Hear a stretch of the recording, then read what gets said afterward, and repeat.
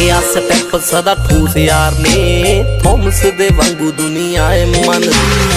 ਹਾਂਜੀ ਸਤਿ ਸ਼੍ਰੀ ਅਕਾਲ ਜੀ ਸਾਰਿਆਂ ਨੂੰ। ਸੋ ਜੇਕਰ ਤੁਸੀਂ ਇਹ ਵੀਡੀਓ ਲਾਸਟ ਤੱਕ ਦੇਖਦੇ ਹੋ ਤਾਂ ਹੋ ਸਕਦਾ ਤੁਹਾਡੀ ਜ਼ਿੰਦਗੀ ਵਿੱਚ ਅੱਜ ਇਹ ਬਹੁਤ ਵੱਡਾ ਬਦਲਾਅ ਲਿਆ ਦੇਵੇ, ਕਿਉਂਕਿ ਅੱਜ ਅਸੀਂ ਉਹ ਇਨਸਾਨ ਦੀ ਗੱਲ ਕਰਨ ਜਾ ਰਹੇ ਹਾਂ ਜਿਸ ਦੀ ਪੋਜ਼ਿਟਿਵਿਟੀ ਦੀਆਂ ਉਦਾਹਰਨਾਂ ਸੁਣ ਕੇ ਤੁਸੀਂ ਆਪ ਹੈਰਾਨ ਹੋ ਜਾਵੋਗੇ ਤੇ ਸਾਡੀ ਗਾਰੰਟੀ ਹੈ ਕਿ ਤੁਸੀਂ ਵੀਡੀਓ ਦੇ ਲਾਸਟ ਤੱਕ ਮੋਟੀਵੇਟ ਤੇ ਪੋਜ਼ਿਟਿਵਿਟੀ ਦੇ ਡੋਜ਼ ਨਾਲ ਬਹੁਤ ਜ਼ਿਆਦਾ ਭਰ ਜਾਵੋਗੇ। ਹਾਂਜੀ ਅੱਜ ਅਸੀਂ ਗੱਲ ਕਰਨ ਜਾ ਰਹੇ ਹਾਂ ਥਾਮਸ ਅਲਵਾ ਐਡੀਸਨ ਦੀ, ਜਿਨ੍ਹਾਂ ਨੇ ਆਪ ਦੀ ਜ਼ਿੰਦਗੀ ਦੇ ਵਿੱਚ 1000 ਤੋਂ ਵੱਧ ਅਵਿਸ਼ਕਾਰ ਕੀਤੇ ਨੇ ਤੇ ਜਿਨ੍ਹਾਂ ਦੇ ਵਿੱਚੋਂ ਸਭ ਤੋਂ ਵੱਡਾ ਅਵਿਸ਼ਕਾਰ ਬਲਬ ਦਾ ਸੀ। ਤੇ ਹੋ ਸਕਦਾ ਤੁਹਾਨੂੰ ਇਹਨਾਂ ਬਾਰੇ ਪਤਾ ਹੋਵੇ, ਪਰ ਜੋ ਗੱਲਾਂ ਅੱਜ ਅਸੀਂ ਤੁਹਾਨੂੰ ਦੱਸਾਂਗੇ ਉਹ ਸ਼ਾਇਦ ਤੁਹਾਨੂੰ ਪਹਿਲਾਂ ਨਾ ਪਤਾ ਹੋਣ। ਸੋ ਅੱਗੇ ਵਧਣ ਤੋਂ ਪਹਿਲਾਂ ਨਾਲ ਦੀ ਨਾਲ ਵੀਡੀਓ ਨੂੰ ਲਾਈਕ ਜ਼ਰੂਰ ਕਰ ਦਿਓ ਤੇ ਹਰ ਰੋਜ਼ ਮੋਟੀਵੇਟ ਦਾ ਡੋਜ਼ ਲੈਣ ਲਈ ਸਾਨੂੰ ਫੇਸਬੁੱਕ ਤੇ ਇੰਸਟਾਗ੍ਰਾਮ ਤੇ ਫੋਲੋ ਕਰ ਸਕਦੇ ਹੋ, ਜਿਸ ਦਾ ਲਿੰਕ ਤੁਹਾਨੂੰ ਡਿਸਕ੍ਰਿਪਸ਼ਨ 'ਚ ਮਿਲ ਜਾਵੇਗਾ। ਸੋ ਥਾਮਸ ਐਡੀਸਨ ਦਾ ਜਨਮ 11 ਫਰਵਰੀ 1847 ਨੂੰ ਅਮਰੀਕਾ ਦੇ ਵਿੱਚ ਹੋਇਆ ਸੀ ਤੇ ਥਾਮਸ ਐਡੀਸਨ ਆਪਣੇ ਮਾਤਾ ਪਿਤਾ ਦੀਆਂ 7 ਸੰਤਾਨਾਂ ਵਿੱਚੋਂ ਸਭ ਤੋਂ ਛੋਟੇ ਸੀ ਤੇ ਥਾਮਸ ਨੂੰ ਬਚਪਨ ਤੋਂ ਸੰਕੀ ਤੇ ਪਾਗਲ ਬੱਚਾ ਸਮਝਿਆ ਜਾਂਦਾ ਸੀ, ਕਿਉਂਕਿ ਉਹ ਟੀਚਰਾਂ ਨੂੰ ਵੀ ਸਵਾਲ ਬਹੁਤ ਊਟ ਪਟਾਂਗ ਪੁੱਛਦੇ ਸੀ,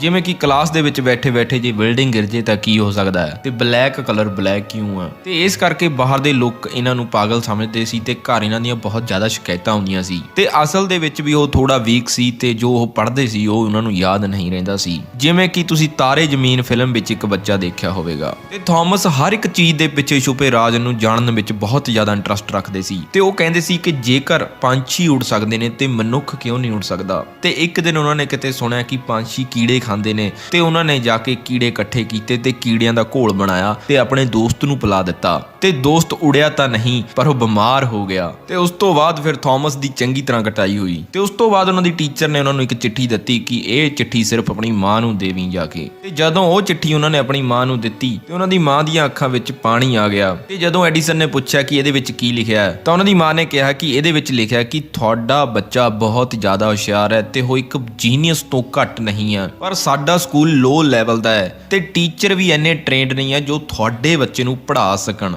ਤੇ ਤੁਸੀਂ ਇਸ ਨੂੰ ਘਰੇ ਹੀ ਪੜ੍ਹਾ ਸਕਦੇ ਹੋ। ਤੇ ਥਾਮਸ ਦਾ ਇੰਟਰਸਟ ਸਾਇੰਸ ਵਿੱਚ ਹੋਣ ਕਾਰਨ ਉਹਨਾਂ ਦੀ ਮਾਂ ਨੇ ਉਹਨਾਂ ਨੂੰ ਇੱਕ ਰਸਾਇਣ ਵਿਗਿਆਨ ਦੀ ਕਿਤਾਬ ਦਿੱਤੀ ਜਿਸ ਨੂੰ ਪੜ੍ਹ ਕੇ ਉਹ ਘਰ ਵਿੱਚ ਪ੍ਰਯੋਗ ਕਰ ਸਕਦੇ ਸੀ। ਤੇ ਉਸ ਤੋਂ ਬਾਅਦ ਉਹਨਾਂ ਨੂੰ ਇੱਕ ਪ੍ਰਯੋਗਸ਼ਾਲਾ ਖੋਲ੍ਹਣ ਲਈ ਥੋੜੇ ਪੈਸਿਆਂ ਦੀ ਜ਼ਰੂਰਤ ਸੀ ਤੇ ਫਿਰ ਉਹਨਾਂ ਨੇ ਰੇਲ ਯਾਤਰੀਆਂ ਨੂੰ ਅਖਬਾਰ ਤੇ ਟਿਕਟ ਵੰਡਣੇ ਸ਼ੁਰੂ ਕੀਤੇ ਤੇ ਫਿਰ ਥਾਮਸ ਨੇ ਰੇਲ ਗੱਡੀ ਦੇ ਇੱਕ ਖਾਲੀ ਡੱਬੇ ਵਿੱਚ ਆਪਣੀ ਇੱਕ ਪ੍ਰਯੋਗਸ਼ਾਲਾ ਵੀ ਤਿਆਰ ਕਰ ਲਈ ਸੀ। ਪਰ ਜਦੋਂ ਉਹ 12 ਸਾਲ ਦੇ ਸੀ ਉਹਨਾਂ ਦੇ ਇੱਕ ਗਲਤ ਪ੍ਰਯੋਗ ਕਾਰਨ ਰੇਲ ਗੱਡੀ ਦੇ ਉਹ ਡੱਬੇ ਨੂੰ ਅੱਗ ਲੱਗ ਗਈ ਤੇ ਫਿਰ ਉਸ ਤੋਂ ਬਾਅਦ ਅੱਗ ਤਾਂ ਬੁਝਾ ਦਿੱਤੀ ਗਈ, ਪਰ ਉੱਥੋਂ ਦੇ ਰੇਲ ਕਰਮਚਾਰੀ ਨੇ ਬਹੁਤ ਜ਼ਿਆਦਾ ਗੁੱਸੇ ਦੇ ਵਿੱਚ ਆ ਕੇ ਥਾਮਸ ਦੇ ਕੰਨ ਤੇ ਬਹੁਤ ਜ਼ੋਰ ਨਾਲ ਚਪੇੜ ਮਾਰੀ ਤੇ ਥਾਮਸ ਨੂੰ ਉਹ ਥੱਪੜ ਵੱਜਣ ਤੋਂ ਬਾਅਦ ਉੱਚਾ ਸੁਣਾਈ ਦੇਣ ਲੱਗ ਗਿਆ ਤੇ ਹੌਲੀ ਹੌਲੀ ਉਹਨਾਂ ਦੇ ਸੁਣਨ ਦੀ ਸ਼ਕਤੀ ਖਤਮ ਹੋਣ ਲੱਗੀ ਤੇ ਜੇਕਰ ਸ਼ਾਇਦ ਉਹਨਾਂ ਦੀ ਜਗ੍ਹਾ ਕੋਈ ਹੋਰ ਹੁੰਦਾ ਤਾਂ ਉਹ ਬਹੁਤ ਦੁਖੀ ਤੇ ਪਰੇਸ਼ਾਨ ਹੁੰਦਾ। ਪਰ ਥਾਮਸ ਇਹ ਗੱਲ ਤੋਂ ਪਰੇਸ਼ਾਨ ਹੋਣ ਦੀ ਬਜਾਏ ਬਹੁਤ ਜ਼ਿਆਦਾ ਖੁਸ਼ ਹੋਏ, ਕਿਉਂਕਿ ਉਹਨਾਂ ਦਾ ਸੋਚਣਾ ਸੀ ਕਿ ਅੱਜ ਤੋਂ ਲੋਕਾਂ ਦੀਆਂ ਬੇਕਾਰ ਤੇ ਫਾਲਤੂ ਗੱਲਾਂ ਸੁਣਨੀਆਂ ਨਹੀਂ ਪੈਣਗੀਆਂ ਤੇ ਉਹ ਹੁਣ ਆਪਣੇ ਕੰਮ ਤੇ ਜ਼ਿਆਦਾ ਫੋਕਸ ਕਰ ਸਕਣਗੇ। ਸੋ ਕਮਾਲ ਦੀ ਗੱਲ ਹੈ ਕਿ ਇੱਕ ਇਨਸਾਨ ਇੰਨਾ ਪੋਜ਼ਿਟਿਵ ਹੋ ਸਕਦਾ ਹੈ ਤੇ ਉਹਨਾਂ ਨੇ ਐਡੀ ਵੱਡੀ ਘਟਨਾ ਹੋਣ ਤੋਂ ਬਾਅਦ ਵੀ ਪੋਜ਼ਿਟਿਵਿਟੀ ਲੱਭ ਹੀ ਲਈ ਤੇ ਫਿਰ 15 ਸਾਲ ਦੀ ਉਮਰ ਵਿੱਚ ਹੀ ਥਾਮਸ ਆਪ ਦਾ ਅਖਬਾਰ ਛਾਪ ਕੇ ਟ੍ਰੇਨ ਵਿੱਚ ਵੇਚਣ ਲੱਗ ਗਏ ਸੀ ਤੇ ਰਾਤ ਨੂੰ ਫਿਰ ਆਪ ਦੀ ਪ੍ਰਯੋਗਸ਼ਾਲਾ ਵਿੱਚ ਕੰਮ ਕਰਦੇ ਸੀ ਤੇ ਫਿਰ ਉਹ ਹੌਲੀ ਹੌਲੀ ਬਹੁਤ ਵੱਡੇ ਵਿਗਿਆਨੀ ਬਣ ਚੁੱਕੇ ਸੀ ਤੇ ਉਹਨਾਂ ਨੇ ਸਭ ਤੋਂ ਪਹਿਲਾਂ ਐਡੀਸਨ ਯੂਨੀਵਰਸਲ ਸਟਾਕ ਪ੍ਰਿੰਟਰ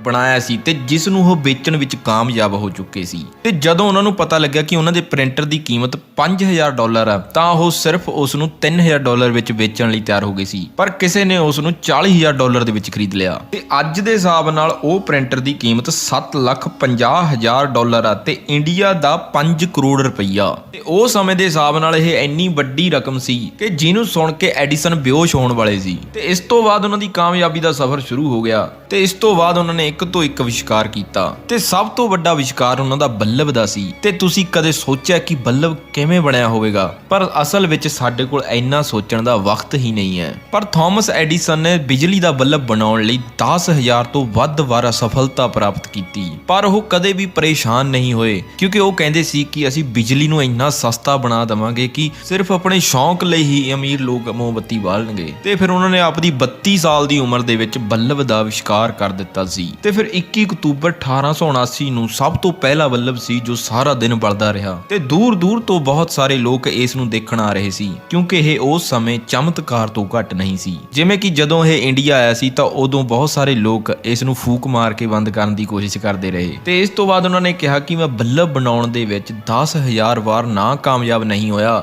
ਬਲਕਿ ਮੈਂ 10,000 ਉਹ ਰਸਤੇ ਲੱਭ ਲਏ ਜੋ ਕੰਮ ਨਹੀਂ ਆਉਂਦੇ ਸੀ ਤੇ ਮੈਨੂੰ ਅਸਲੀ ਰਸਤਾ ਲੱਭਣ ਲਈ ਇਹ 10,000 ਰਸਤੇ ਪਾਰ ਕਰਨੇ ਪੈਣੇ ਸੀ। ਤੇ ਉਹਨਾਂ ਦੀ ਇਹ ਸਕਾਰਾਤਮਕ ਸੋਚ ਨੇ ਇਹ ਸਾਬਤ ਕਰ ਦਿੱਤਾ ਸੀ ਕਿ ਤੁਸੀਂ ਉਦੋਂ ਤੱਕ ਅੱਗੇ ਵਧਦੇ ਰਹੋ ਜਦੋਂ ਤੱਕ ਤੁਸੀਂ ਜਿੱਤ ਪ੍ਰਾਪਤ ਨਹੀਂ ਕਰ ਲੈਂਦੇ, ਜਾਂ ਫਿਰ ਜਦੋਂ ਤੱਕ ਤੁਸੀਂ ਆਪ ਦੀ ਮੰਜ਼ਿਲ ਤੇ ਪਹੁੰਚ ਨਹੀਂ ਜਾਂਦੇ। ਸੋ ਇਹ ਕਹਾਣੀ ਇੱਥੇ ਖਤਮ ਨਹੀਂ ਹੁੰਦੀ। ਇਹ ਕਹਾਣੀ ਵਿੱਚ ਟਵਿਸਟ ਉਦੋਂ ਆਉਂਦਾ ਹੈ ਜਦੋਂ ਇੱਕ ਦਿਨ ਥਾਮਸ ਫੁਰਸਤ ਦੇ ਵਿੱਚ ਆਪਣੀਆਂ ਪੁਰਾਣੀਆਂ ਯਾਦਗਾਰ ਚੀਜ਼ਾਂ ਨੂੰ ਦੇਖ ਰਹੇ ਸੀ ਤਾਂ ਉਸ ਸਮੇਂ ਉਹਨਾਂ ਨੂੰ ਅਲਮਾਰੀ ਦੇ ਇੱਕ ਕੋਨੇ ਵਿੱਚ ਪੁਰਾਣਾ ਖੱਤ ਮਿਲਿਆ ਤੇ ਇਹ ਖੱਤ ਉਹੀ ਚਿੱਠੀ ਸੀ ਜੋ ਉਹਨਾਂ ਦੀ ਟੀਚਰ ਨੇ ਉਹਨਾਂ ਨੂੰ ਦਿੱਤੀ ਸੀ ਤੇ ਉਹਨਾਂ ਦੀ ਮਾਂ ਨੇ ਉਹਨਾਂ ਨੂੰ ਪੜ੍ਹ ਕੇ ਸੁਣਾਈ ਸੀ ਤੇ ਜਿਹਦੇ ਵਿੱਚ ਲਿਖਿਆ ਸੀ ਕਿ ਉਹਨਾਂ ਦਾ ਬੱਚਾ ਬਹੁਤ ਹੀ ਹੁਸ਼ਿਆਰ ਤੇ ਜੀਨੀਅਸ ਹੈ। ਪਰ ਇਸ ਸਮੇਂ ਉਹਨਾਂ ਦੀ ਮਾਂ ਦਾ ਦੇਹਾਂਤ ਹੋ ਚੁੱਕਿਆ ਸੀ ਤੇ ਇਸ ਸਮੇਂ ਉਹ ਬਹੁਤ ਵੱਡੇ ਮਹਾਨ ਵਿਗਿਆਨੀ ਬਣ ਚੁੱਕੇ ਸੀ। ਤੇ ਇੰਨਾ ਪੁਰਾਣਾ ਖੱਤ ਮਿਲਣ ਤੋਂ ਬਾਅਦ ਐਡੀਸਨ ਨੇ ਸੋਚਿਆ ਕਿ ਜਲਦੀ ਤੋਂ ਜਲਦੀ ਦੇਖਾਂ ਕਿ ਮੇਰੇ ਬਾਰੇ ਟੀਚਰ ਨੇ ਹੋਰ ਕੀ ਚੰਗਾ ਲਿਖਿਆ ਸੀ। ਪਰ ਜਦੋਂ ਐਡੀਸਨ ਨੇ ਉਹ ਖੱਤ ਨੂੰ ਪੜ੍ਹਿਆ ਤਾਂ ਉਹਨਾਂ ਦੀ ਅੱਖਾਂ ਦੇ ਵਿੱਚ ਹੰਝੂ ਆ ਗਏ ਸੀ ਤੇ ਉਹ ਖੱਤ ਵਿੱਚ ਲਿਖਿਆ ਸੀ ਕਿ ਤੁਹਾਡਾ ਬੱਚਾ ਮੈਂਟਲੀ ਵੀਕ ਆ ਤੇ ਉਹਨੂੰ ਅੱਜ ਤੋਂ ਸਕੂਲ ਦੇ ਵਿੱਚ ਨਾ ਭੇਜਿਆ ਜਾਵੇ ਤੇ ਉਹਨੂੰ ਕੁਝ ਵੀ ਸਮਝ ਨਹੀਂ ਆਉਂਦਾ ਤੇ ਉਹ ਪੜ੍ਹਾਈ ਦੇ ਲਾਇਕ ਨਹੀਂ ਹੈ। ਤੇ ਫਿਰ ਇਹ ਪੜ੍ਹਨ ਤੋਂ ਬਾਅਦ ਐਡੀਸਨ ਬਹੁਤ ਦੇਰ ਤੱਕ ਰੋਂਦੇ ਰਹੇ ਤੇ ਫਿਰ ਉਹਨਾਂ ਨੇ ਆਪਣੀ ਡਾਇਰੀ ਦੇ ਵਿੱਚ ਲਿਖਿਆ ਕਿ ਇੱਕ ਮਹਾਨ ਮਾਂ ਨੇ ਇੱਕ ਮੈਂਟਲੀ ਵੀਕ ਬੱਚੇ ਨੂੰ ਸਦੀ ਦਾ ਸਭ ਤੋਂ ਵੱਡਾ ਸਾਇੰਟਿਸਟ ਬਣਾ ਦਿੱਤਾ। ਸੋ ਜੇਕਰ ਅਸੀਂ ਦੇਖੀਏ ਉਹਨਾਂ ਦੇ ਮਾਂ ਦੇ ਜੀਨੀਅਸ ਕਹਿਣ ਕਾਰਨ ਉਹਨਾਂ ਨੇ ਆਪਣੇ ਆਪ ਨੂੰ ਜੀਨੀਅਸ ਮੰਨ ਲਿਆ ਸੀ। ਸੋ ਜੇਕਰ ਉਹ ਅਸਲ ਸੱਚਾਈ ਦੱਸ ਦਿੰਦੇ ਤਾਂ ਸ਼ਾਇਦ ਇਤਿਹਾਸ ਕੁਝ ਹੋਰ ਹੁੰਦਾ। ਸੋ ਇਹਨੂੰ ਕਹਿੰਦੇ ਆ ਜੀ ਪੋਜ਼ਿਟਿਵਿਟੀ ਦੀ ਤਾਕਤ। ਇਸ ਕਰਕੇ ਸਾਨੂੰ ਹਮੇਸ਼ਾ ਪੋਜ਼ਿਟਿਵ ਰਹਿਣਾ ਚਾਹੀਦਾ ਹੈ ਤੇ ਨਿੱਕੀ ਗੱਲ ਵਿੱਚੋਂ ਪੋਜ਼ਿਟਿਵਿਟੀ ਲੱਭਣੀ ਚਾਹੀਦੀ ਆ। ਤੇ ਫਿਰ ਥਾਮਸ ਐਡੀਸਨ 18 ਅਕਤੂਬਰ 1931 ਨੂੰ 84 ਸਾਲ ਦੀ ਉਮਰ ਪਾ ਕੇ ਇਸ ਦੁਨੀਆ ਤੋਂ ਚਲੇ ਗਏ ਤੇ ਉਹਨਾਂ ਦੀ ਮੌਤ ਤੇ ਪੂਰੇ ਅਮਰੀਕਾ ਦੀ ਲਾਈਟ ਇੱਕ ਦਿਨ ਬੰਦ ਕਰ ਦਿੱਤੀ ਗਈ। ਤੇ ਥਾਮਸ ਦਾ ਕਹਿਣਾ ਸੀ ਕਿ ਮੈਂ ਆਪਣੀ ਪੂਰੀ ਜ਼ਿੰਦਗੀ ਦੇ ਵਿੱਚ ਇੱਕ ਦਿਨ ਵੀ ਕੰਮ ਨਹੀਂ ਕੀਤਾ ਤੇ ਇਹ ਸਭ ਤਾਂ ਮੇਰੇ ਲਈ ਮਨੋਰੰਜਨ ਸੀ। ਪਰ ਇਹ ਸਭ ਤਾਂ ਅਸੀਂ ਜਾਣਦੇ ਹਾਂ ਕਿ ਉਹ ਆਪਣੇ ਮਨੋਰੰਜਨ ਦੇ ਰਾਹੀਂ ਇਹ ਦੁਨੀਆ ਨੂੰ ਕੀ ਦੇ ਗਏ ਨੇ। ਤੇ ਜੇਕਰ ਤੁਸੀਂ ਇਹ ਵੀਡੀਓ ਨੂੰ ਹੁਣ ਤੱਕ ਦੇਖ ਰਹੇ ਹੋ ਤਾਂ ਤੁਹਾਨੂੰ ਪੋਜ਼ਿਟਿਵਿਟੀ ਦਾ ਸਾਡੇ ਜੀਵਨ ਵਿੱਚ ਕੀ ਰੋਲ ਹੈ ਇਸ ਬਾਰੇ ਤਾਂ ਪਤਾ ਲੱਗ ਹੀ ਗਿਆ ਹੋਵੇਗਾ। ਸੋ ਹਮੇਸ਼ਾ ਪੋਜ਼ਿਟਿਵ ਰਿਹਾ ਕਰੋ।